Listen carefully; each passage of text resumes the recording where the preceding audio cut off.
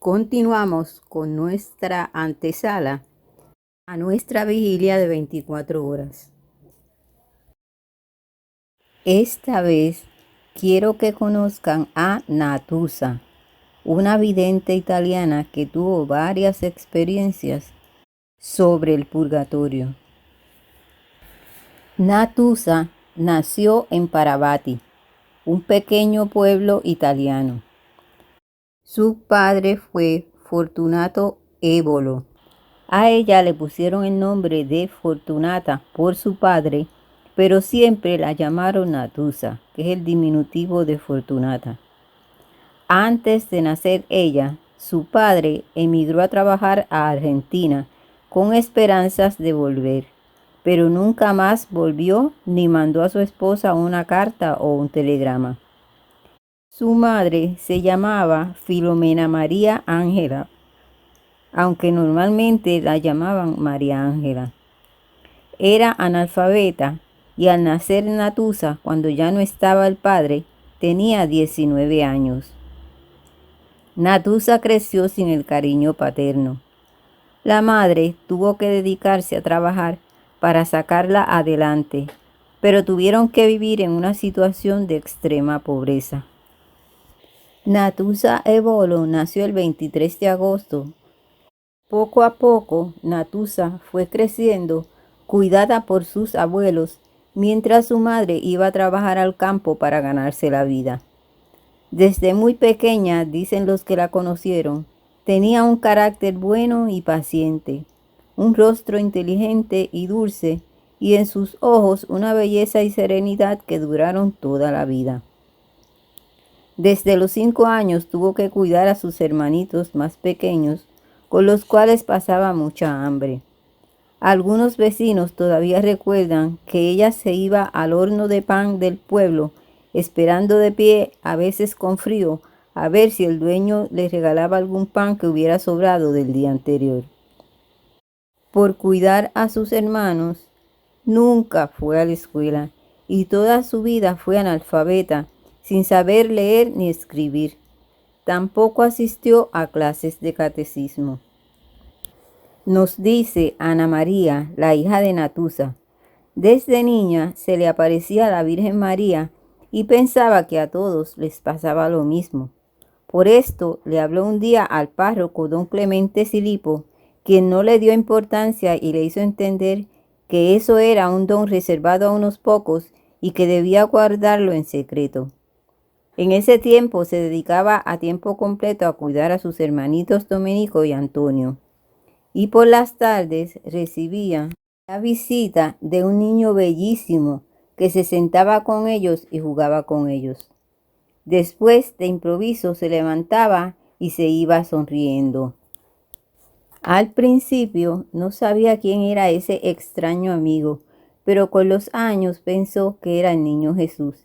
Y 70 años más tarde, en un mensaje de Cuaresma, Jesús le dijo: te escogí desde el vientre de tu madre.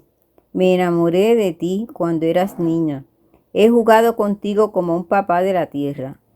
Jesús y María tomaron a su cargo personal el educarla en la fe desde muy niña. Ella nos dice que desde pequeña sentía amor por el prójimo. Cuando un niño se hacía mal en un pie, yo cogía manzanilla, la cocía en una vieja olla y limpiaba los pies de todos los niños del barrio. Decían que se les pasaba el dolor. ¿Quién me animaba a hacer estas cosas? No sé.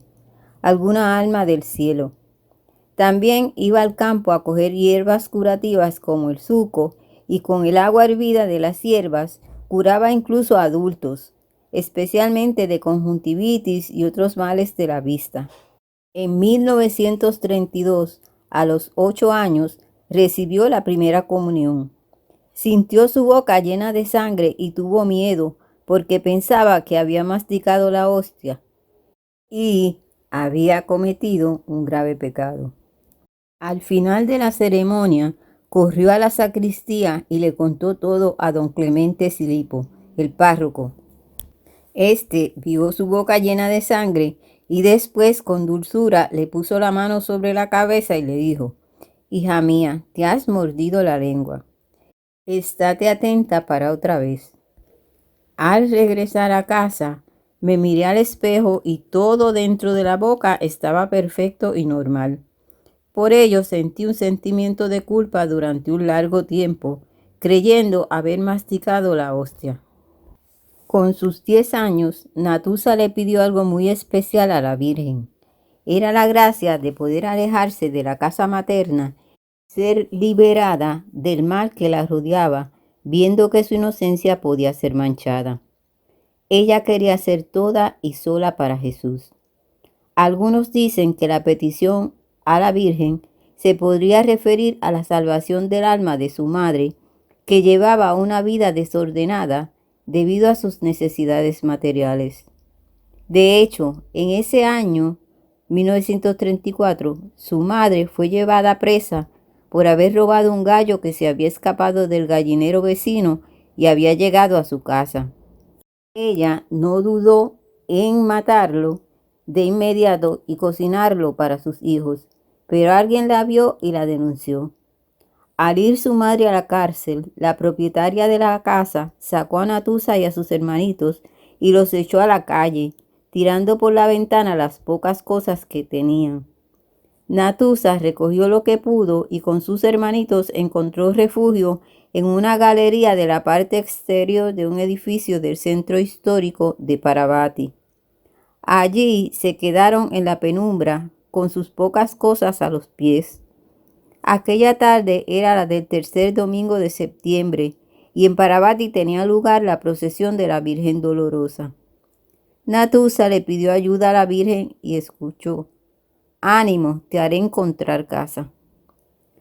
Por la noche, un jovencito, amigo de Natusa, tuvo compasión y por la mañana tempranito los llevó a una de las casas populares que habían terminado hacía poco tiempo en Parvati. Rompió el vidrio de la ventana y les hizo entrar por la puerta. En esa casa, a los pocos días, se le apareció San Francisco de Paula.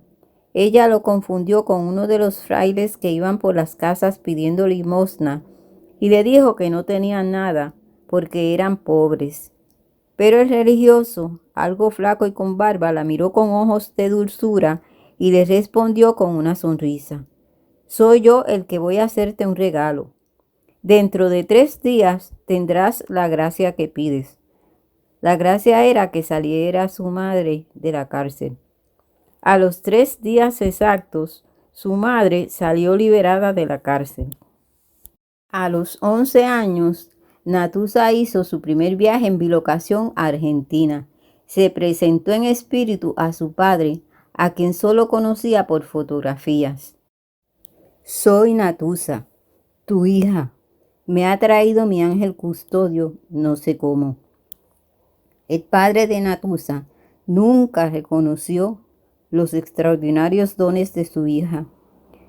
Por ello, le pidió perdón cuando se le apareció después de su muerte. Y así terminamos este primer mensaje. En el próximo les seguiré contando sobre esta extraordinaria vida. Dios les bendiga.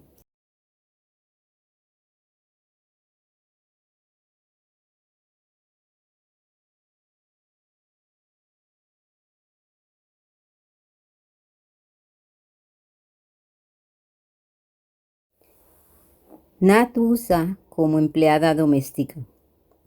Hacia fines de 1938, con 14 años, Natusa fue tomada como empleada de hogar en casa del abogado de Mileto para ayudar a su esposa Alba en las tareas hogareñas.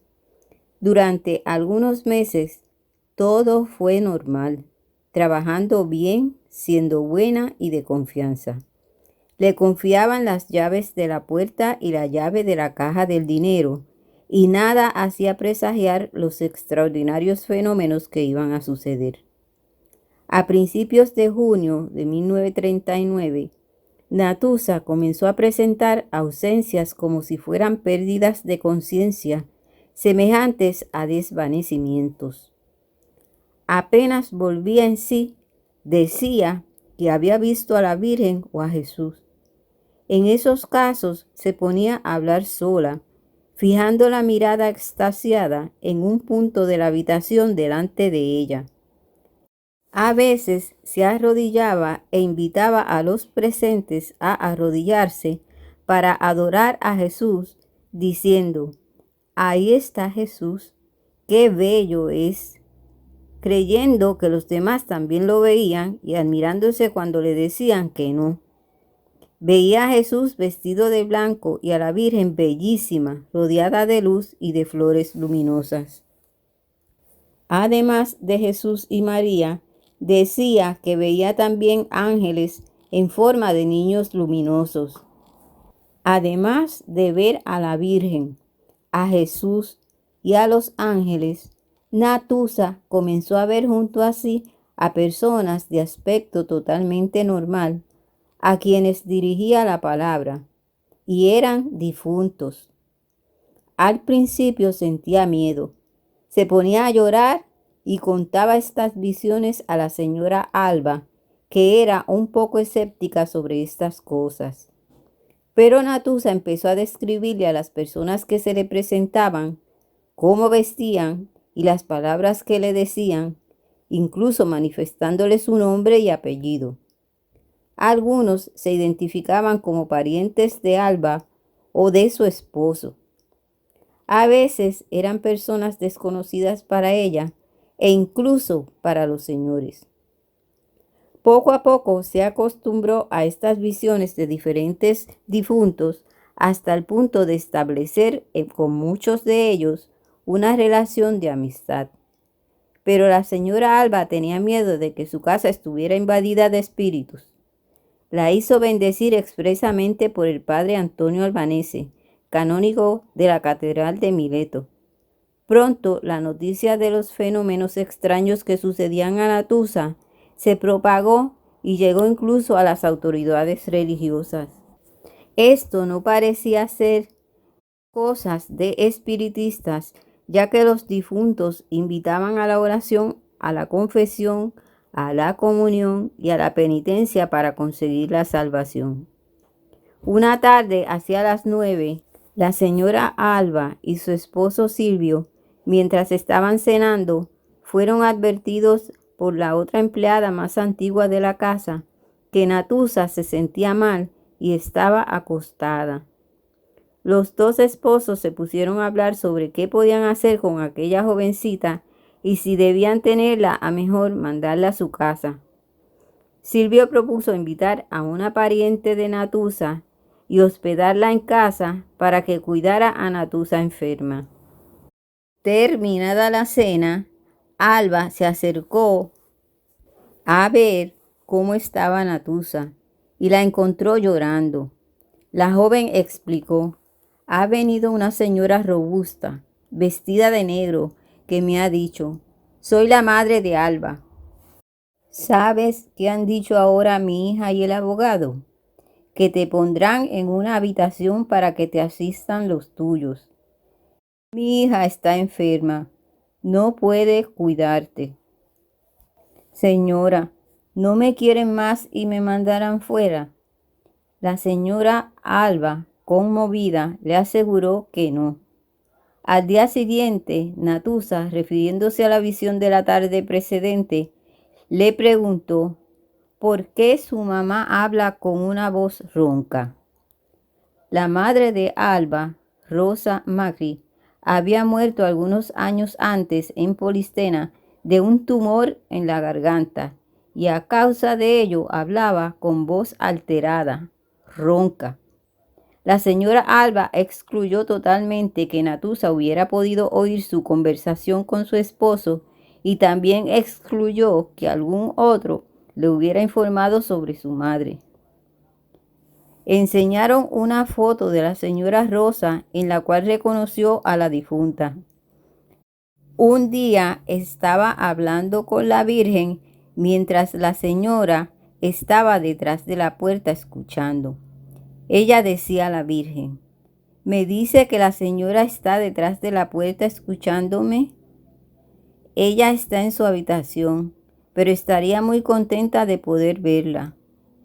La señora Alba, asustada, se retiró y vio que eran las 3 de la tarde menos 10 minutos, como la misma Natusa había dicho en el curso de esa conversación, a pesar de que ella no sabía leer ni siquiera la hora del reloj.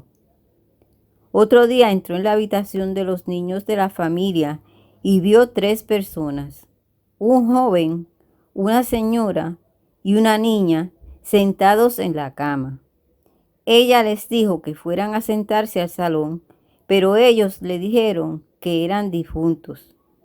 Al principio se asustó, pero le dijeron, no te vamos a hacer ningún mal. El Señor nos ha mandado venir a encontrarte. Y así, poco a poco, se acostumbró a no tenerles miedo. Como Natusa comunicaba detalles impresionantes y exactos, algunos sacerdotes pensaron que eran cosas del diablo y debían hacer exorcismos. La señora le dijo a Natusa que le iban a dar una bendición especial, pero ella entendió de qué se trataba. La llevaron a la catedral de Mileto, donde la esperaban varios sacerdotes. Durante una hora les repitieron solemnes fórmulas para echar demonios que no dieron ningún resultado, hasta que al final ella se cansó y comenzó a llorar. Y dijo, ¿qué están haciendo? Cada vez llega más gente. Es decir, que los espíritus celestes invocados, santos y ángeles, se hacían presentes ante la oración de los sacerdotes, pues la oración es siempre eficaz. Por fin, Monseñor Antonino Albanese pidió que la dejaran en paz. Natusa tenía entonces 15 años y al regresar a casa por la calle encontró a un padre dominico de aire austero, calvo, quien le dijo, te doy la bendición. Desde ahora en adelante verás más frecuentemente a los difuntos de día y de noche. También añadió, no tengas miedo, yo soy Santo Tomás de Aquino. De hecho, se cumplió la profecía del santo y cada día tenía más visitas de difuntos con mensajes para sus familiares. Hasta aquí este segundo mensaje.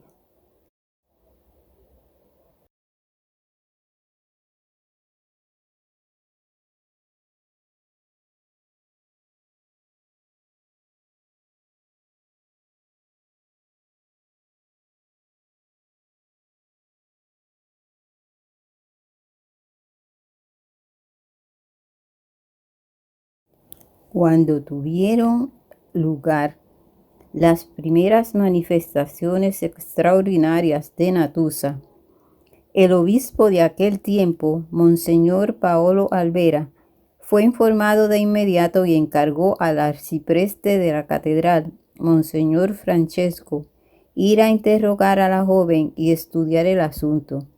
También envió al doctor Giuseppe Macari, médico y estudioso de fenómenos paranormales, para examinarla desde el punto de vista médico. Fue en 1939 cuando ambos presentaron al obispo sus conclusiones. El doctor Giuseppe Macari, en su informe, aseguró que no encontró enfermedades en la joven, que era de constitución sana y que constató personalmente las sudoraciones de sangre. El hablar de difuntos podría llevar a primera vista a pensar en un cuadro histérico, pero en las afirmaciones de la joven sobre sus conversaciones con los difuntos se encuentran elementos de verdad confirmados por algunas personas, lo que no podría ser explicado por el histerismo. Valerio Marinelli preguntó en varias oportunidades a los señores sobre su opinión acerca de Natusa, y ellos declararon unánimemente que los hechos narrados sucedieron realmente y que Natusa era una joven buena, sencilla y sincera, en perfecta buena fe, que nunca mintió. El mismo juicio expresó el juez Giuseppe Macari, presidente del tribunal de Palmi. La gente en general empezó a considerarla una santa y buscaba en ella consuelo y noticias de sus difuntos. Un día de octubre de 1938, Natusa salió con la señora Alba a dar un paseo por las afueras de Mileto y en un cierto momento comenzó a perder sangre del pie izquierdo. La señora le preguntó si se había herido, pero ella dijo que no y que no sentía dolor. En casa, la señora le hizo desinfectar la herida de donde salía sangre. Los señores informaron a los médicos de la familia. Estos los tranquilizaron explicando que era simplemente una sudoración hemática, o sea, de sangre, que no era necesariamente síntoma de alguna grave enfermedad. Pero al poco tiempo se presentó de nuevo este fenómeno, muchas veces en las manos, en el pecho y en las espaldas, poniendo en aprehensión a la misma Natusa y a la familia. En las visitas médicas, Natusa aparecía perfectamente sana.